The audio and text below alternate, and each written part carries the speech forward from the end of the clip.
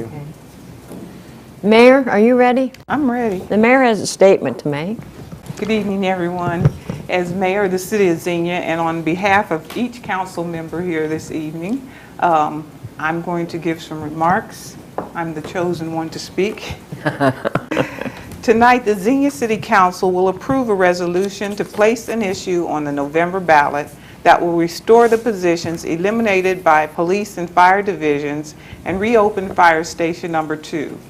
Because of the failure of the levy in May, the city was forced to eliminate 6 police officer positions and 6 firefighter positions and close Fire Station Number 2. The decision to make these reductions was only made as a last resort because of reductions in the City of Xenia revenues, including local and state shared taxes. As you know, in response to declining revenues, the City of Xenia has reduced the total workforce in the past year by 21 full-time positions. This reduction follows a workforce reduction of 15 full-time positions in 2003, bringing the total to 36 full-time positions eliminated in the past few years. We must have additional revenue to be able to restore the safety services, including the police officers and firefighters that have been reduced. The levy to be placed on the November ballot will allow the city to rehire the police officers and firefighters, reopen Fire Station Number 2, and provide funds for street improvements to the city, along with specific capital improvement projects such as the replacement of the deteriorating retaining wall at Shawnee Park. The City of Xenia will not use the requested funds frivolously, and we are only requesting what is needed to maintain basic city operations. The City Council carefully considered all of the options available prior to placing the request on the ballot. At the July 8th City Council meeting, the Safety Force submitted a petition to the Council requesting a ballot initiative that would add 6 police officers and 9 firefighters to the city safety forces and require the maintenance of these positions regardless of the size or financial position of the City of Xenia. As the City Council has stated in the past, the safety services in our community are essential and they fulfill a vital service. The City Council gave careful consideration to the petition presented by the service forces.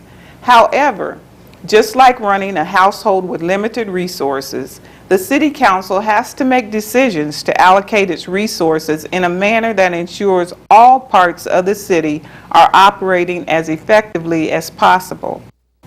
The city budget during this time of economic difficulties is tight, and the city has cut back in many areas such as personnel, parks and recreation programming, public facility maintenance, and street improvements. While this is not the most optimum situation, the cutbacks are equitable and the budget is able to keep a minimum level of operation necessary to maintain the functioning of the household. Just as what happens to families when there is not enough income to maintain a home, there are telltale signs that the city is being impacted by a tight budget. Streets, parks, and public facilities are all appearing to require maintenance. These are emergency repairs that have to be addressed, as well, which City Council has to make decisions. The appearance of the city is important in creating a positive first impression. The continued cutback in other non-essential operations will also affect the future economic well-being of the city, as investors in commercial and residential properties will not come. The bottom line is the petition to restore positions in our service forces does not identify funding sources for the positions, and therefore the City Council cannot support it, as it restricts the ability of the city to respond to future physical and/or other emergencies. It also restricts the ability of the city to allocate resources to keep the operation and maintenance of the city as a whole. There are many parts of the city that are part of one body, and all should be able to function well as a unit. The City Council is accountable to all parts. The ability to make that allocation decision or develop an alternative to meeting operational needs should not be taken away by this charter amendment petition. If this charter initiative were to be approved without additional funding for the positions, the city would be bankrupt by 2013. The City Council will continue to work with this group to pass the November levy so that we can rehire the police officers and the firefighters that have been laid off and improve the safety and security of our citizens. Thank you. Thank you.